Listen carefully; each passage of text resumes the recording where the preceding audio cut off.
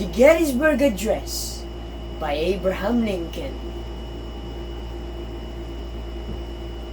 7 years ago, our fathers brought forth on this continent a new nation conceived in liberty and dedicated to the proposition that all men are created equal.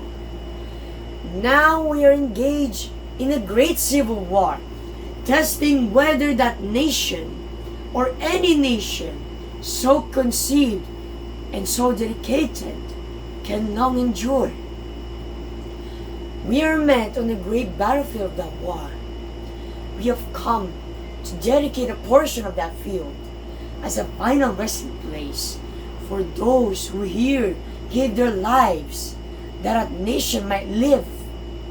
It is altogether fitting and proper that we should do this. But in a larger sense, we cannot dedicate, we cannot consecrate, we cannot hallow this ground. The brave men, living and dead, who struggled here, have consecrated it far above our poor power to add or detract.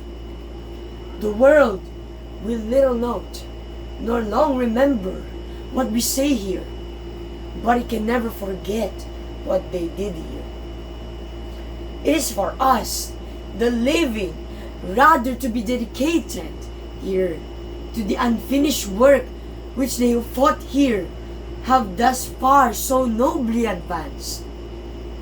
It is rather for us to be here, dedicated to the great task remaining for us, that from this honored dead we take increased devotion to that cause for which they gave the last full measure of devotion, that we here highly resolve that these dead shall not have died in vain, that this nation under God shall have a new birth of freedom, and that government of the people, by the people, for the people, shall not perish from the earth.